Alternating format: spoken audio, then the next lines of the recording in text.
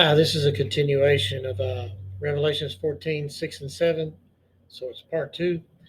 Uh, it's just been a little while ago, but I wanted to go ahead and add a little bit to this right here. This is part of an essay about evolution that I wrote while I was in prison. And if you go to my website, which is shown on the beginning of this video, Gaius Ministries, there's a PDF that has this whole essay on it. If you want to download it, you can have it. Uh, Sometimes when I go to my website, for some reason it says this page is not available. And a few minutes later, I can get on it. I don't know why that is. I think it's just something to do with Wix. Other people have the same problem, but it doesn't happen all the time. But every now and then it does. So just know if you try to go there and you can't, just try again, and you'll probably be able to get there. I noticed my Chrome browser, keeps trying again on its own, and in a couple of minutes it'll be on there. Sometimes when it does that, that's what happened to me today when I went and checked, make sure this was on my site. But anyway, I want to read you a little bit off of this essay that talks about what I was talking about, just in a different context. I'm going to start on page 23. The page numbers might be a little different on there because I had to scan this, and then I had to. And if anybody knows how to do this better or easier, let me know. I had to scan it because it's typed, and then I had to upload it or load it, export to my computer as a PDF. And then I had to convert it to Word by opening it up with Word. So when that happened, it threw all kinds of formatting errors and all kinds of crazy stuff that it took me a while to fix. I had to go through it line by line, word for word. And a lot of it was invisible. It would turn a page into a chart that you can't see. And unless you know you got the paragraph thing on, you might see an anchor sometimes.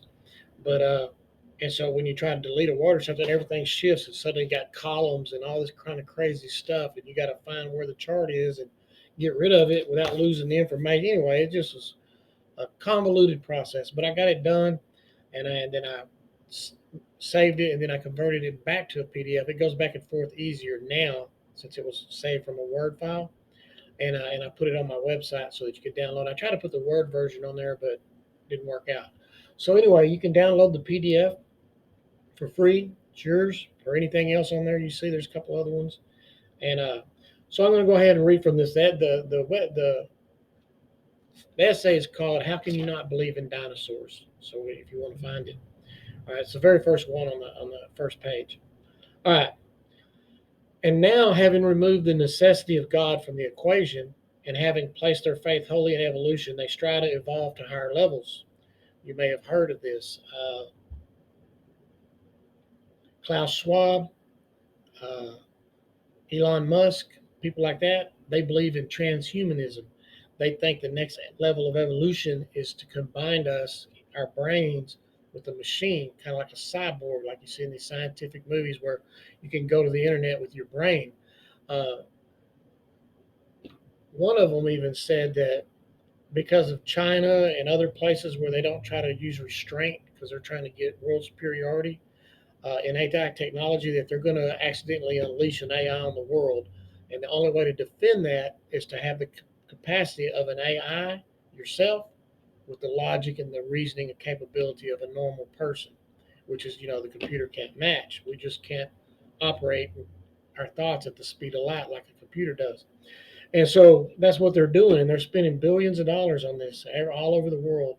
And so a lot of people believe that the next level of evolution is to transcend into the machine world with our minds. So anyway, they're working on that, and they're also working on genetic mutations, all kinds of things. But anyway, they strive to evolve to higher levels to ascend the chain. The chain, what I'm talking about here, it's all in the essay.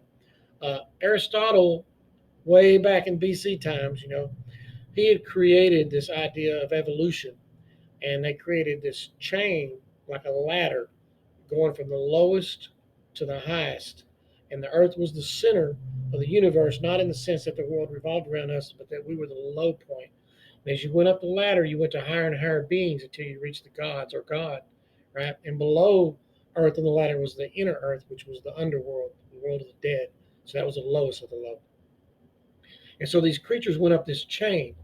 In Aristotle's day, they believed that the chain was immobile and that you were stuck where you're at and you're always striving to get higher and you couldn't. But then as the evolutionary theory evolved, you might not know it, but that theory goes all the way back to the Tower of Babel. And I show you in this essay. But anyway, as the theory developed, they began to believe that they could transcend and climb up this chain. And so in the 1800s, they converted that to our modern chain, or you've seen the pictures in the books where you go from the one cell all the way up to the monkeys to the men, right? That's the chain, right? The great chain of being is what it was called. And so that's what this is talking about, is to ascend the chain. And new theories such as punctuated equilibrium posit that the hope for evolution could happen quicker than the long ages of the past, which is very convenient for the evolutionists today.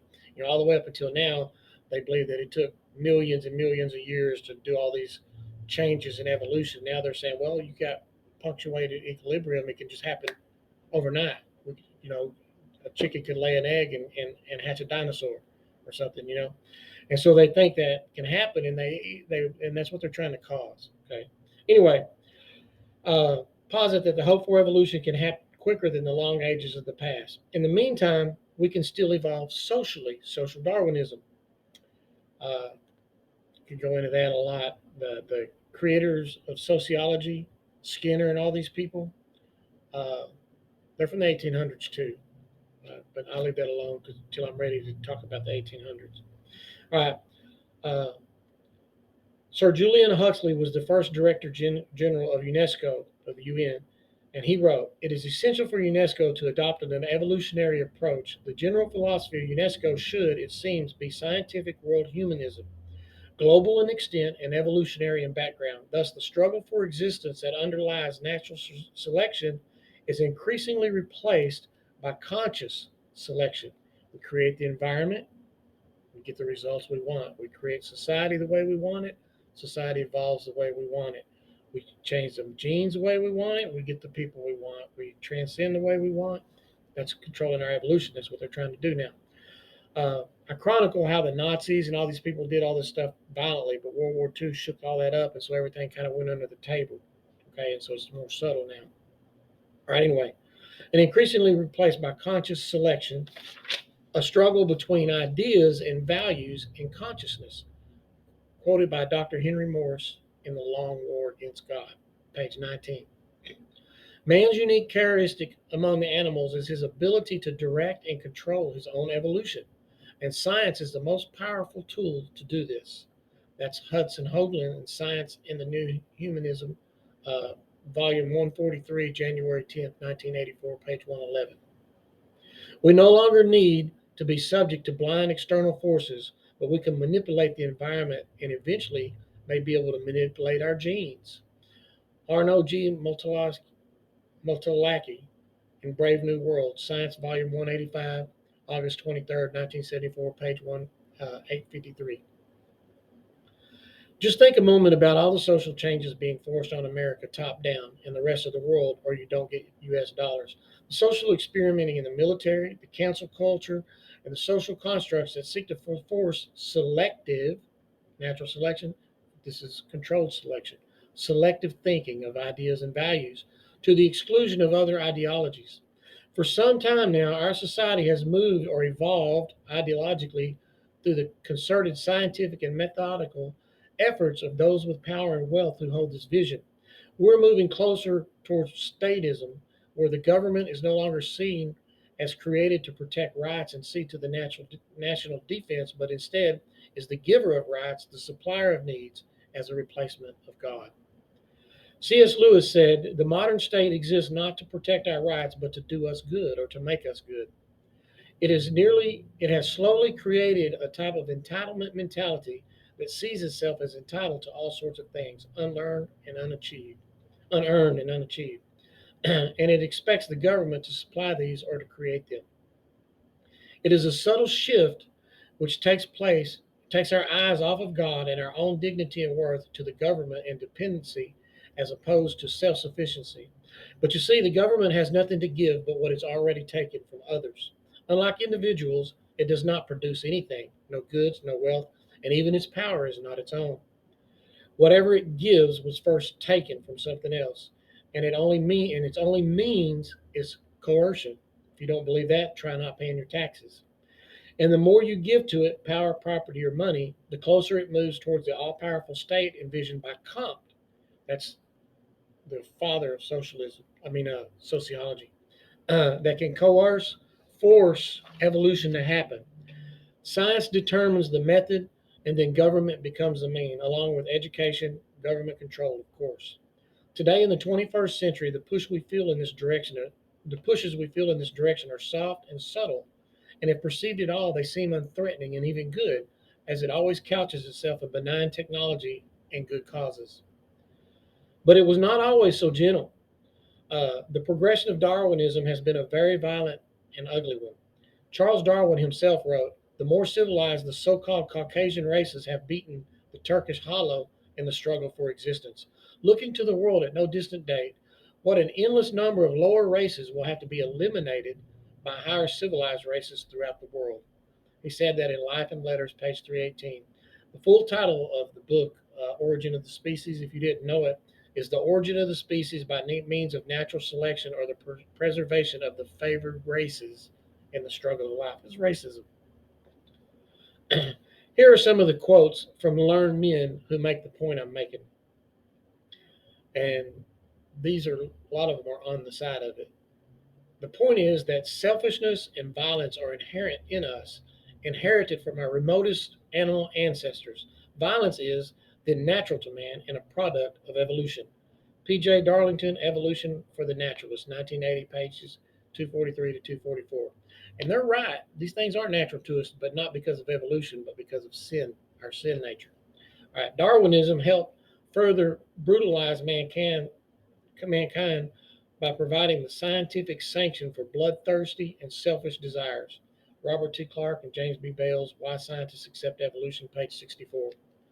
Social Darwinism has often been understood in this sense as a philosophy exalting competition, power, and violence over convention, ethics, and religion. Thus, it has become uh, a, I don't even know how to say this word. It's a quote, so I wrote it. Uh, what it means is a mainstay of naturalism, imperialism, materialism, dictatorships, of cults of the hero, the Superman, and the master race. Gertrude Himmelfarb, Darwin and the Darwinian Evolution, pages 343 and 344. The Franco-Prussian War of 1870 was the first large conflict in which both sides used Darwinism as an excuse to try and destroy the other. In every European country between 1870 and 1914, there was a war party demanding armaments, an individual party demanding ruthless competition, an imperialist party demanding a free hand over backwards peoples, a racist party demanding internal purges against all aliens, and all of them, when appeals to greed or glory failed, or even before, invoked Spencer. That's the real recognized father of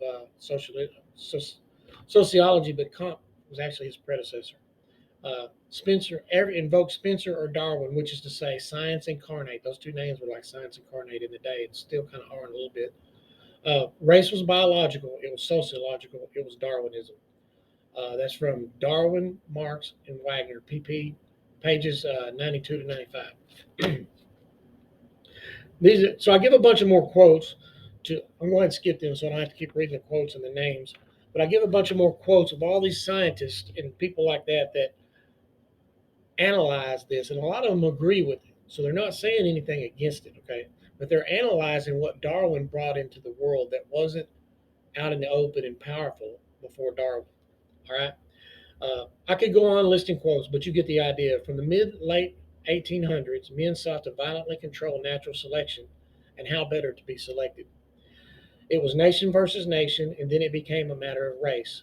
But two world wars and millions killed in communist takeovers and attempted Jewish genocide all worked together to shock the world, especially in America, where although these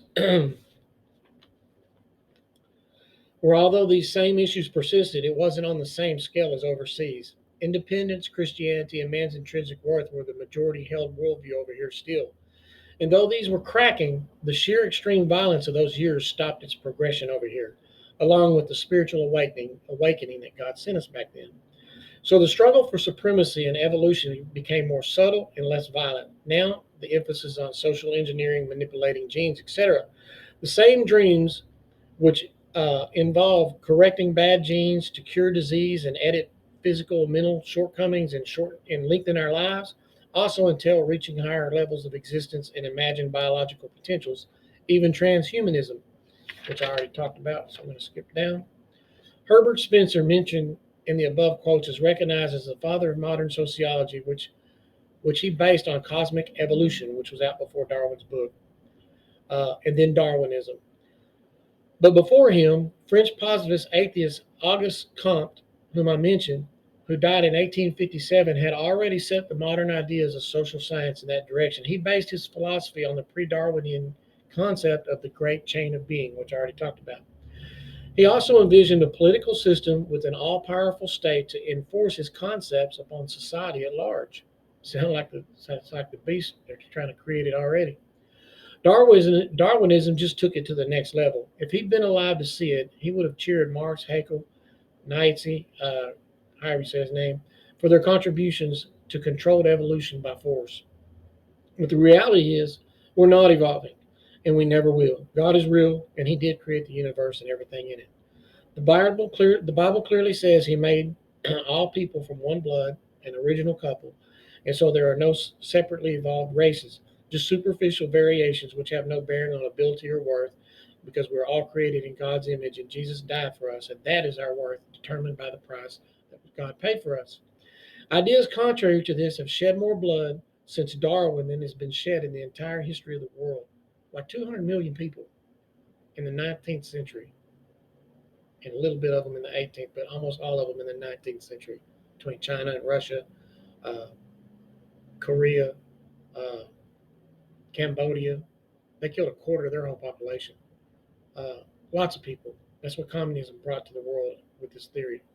But anyway, even people as ruthless as Hitler must first dehumanize somebody to kill them. And evolution made us all animals, with some of us higher than others. And the fetus, which people don't realize means baby, just became a tissue or something invading the mother in the struggle to survive, to survival of the fittest, to create our own life. And it's all a lie. Everything built upon a false premise is a lie and doomed to fail no matter how long it's propped up. And see, that's the underlying thing that God is doing in the tribulation. All these lies and everything that has been in the world, because God's grace is keeping the world going to save those that are going to get saved until they're all saved. He's going to remove that, and He's going to let the consequences from the lie happen. And in less than 3.5 years, we're at Armageddon, and the whole world would have been destroyed, but Jesus had to cut it short. And so that's what the tribulation is going to do. Anyway, it doesn't matter the method: war, threat, coercion, social engineering, gene manipulation, whatever, it won't work.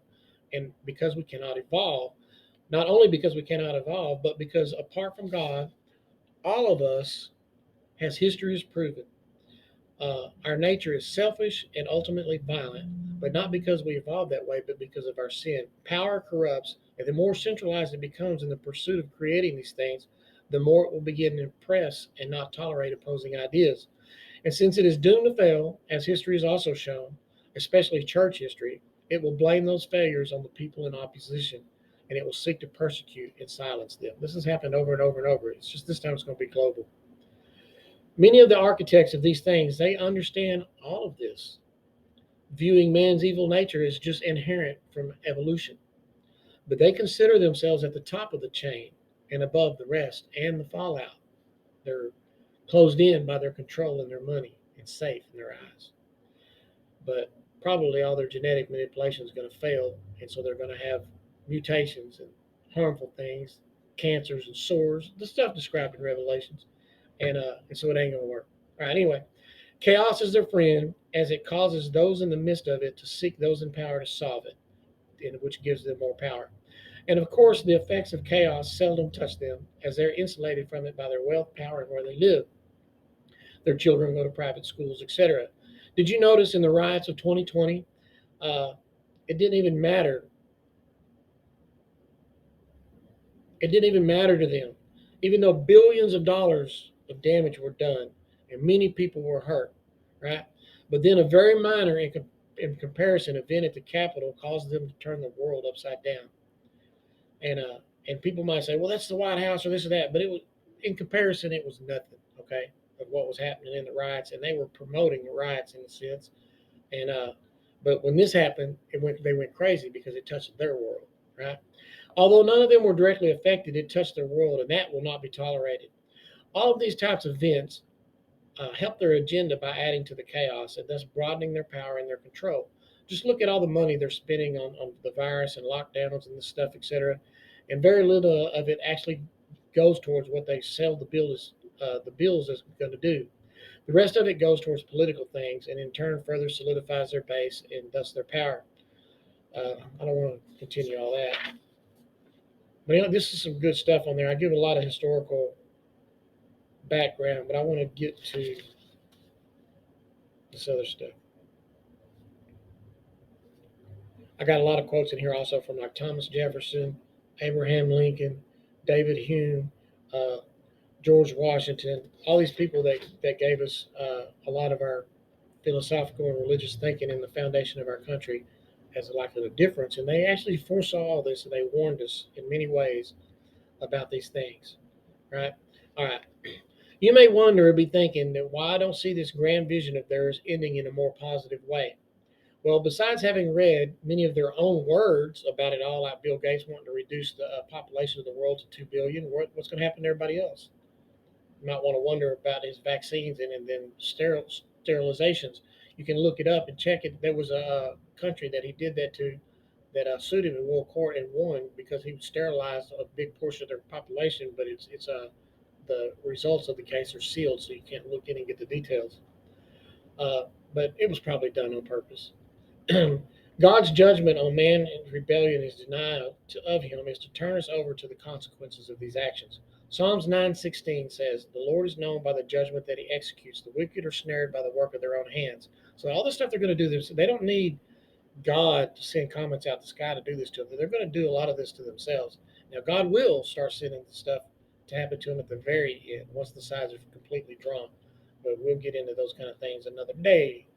All right. And everyone has heard, you reap what you sow, and except the Lord build a house, they labor in vain who build it. Even Jesus said, if a house is not built on the rock, which is obedience to his word, it will fail. There is no for other foundation, but God has given us a free will, and he will allow us to try to build our own paradise, utopia, on the world without him, and to suffer some of the consequences of that before the Lord comes to punish those that are destroying the earth and his children. And in prophecy, God has already laid out how it will all take place.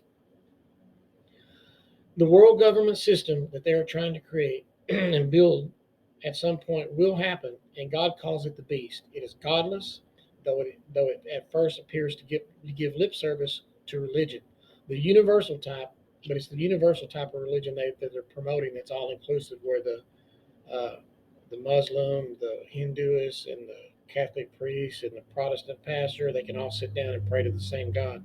All right. The world government, that's Babylon, by the way. The world government system that they are trying to build will at some point happen, and da da da. Right.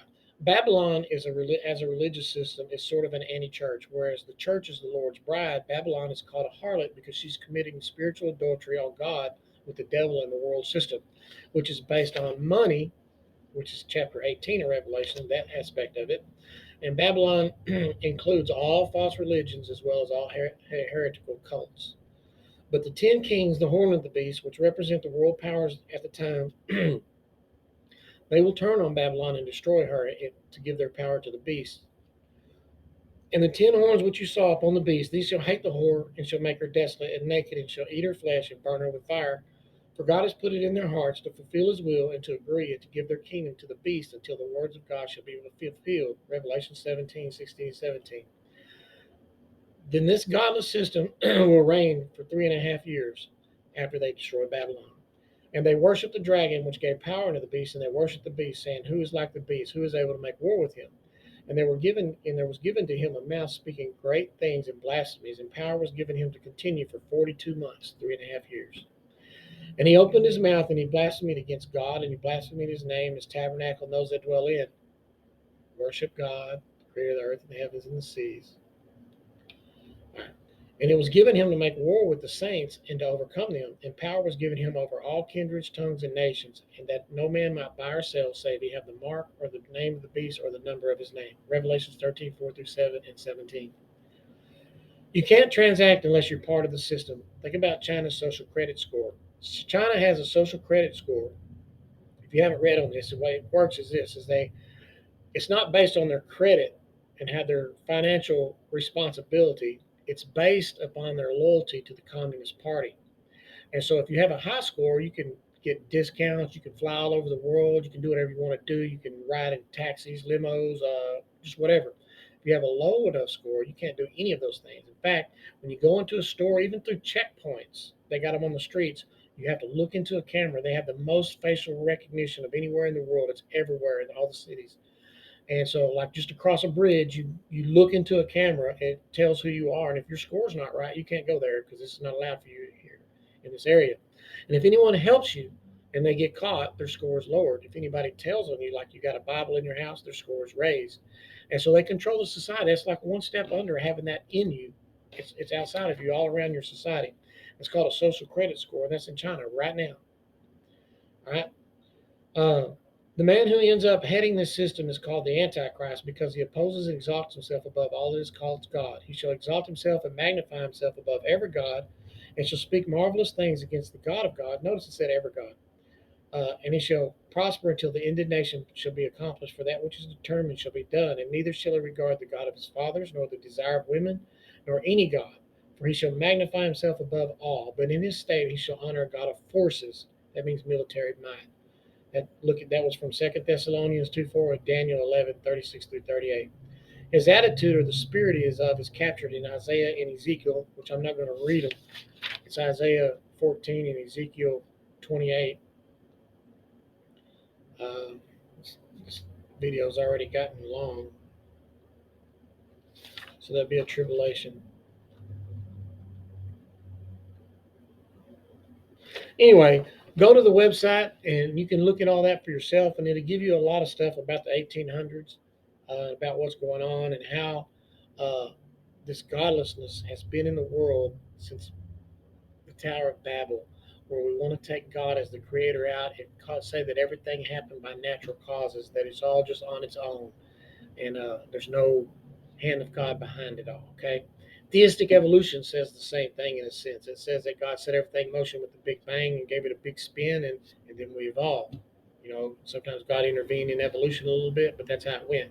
But if that's the case, why did Jesus come? Because uh, death didn't enter into the world till Adam sinned. So how was everything dying before he sinned? And the whole reason he came was because of the penalty of death for sin.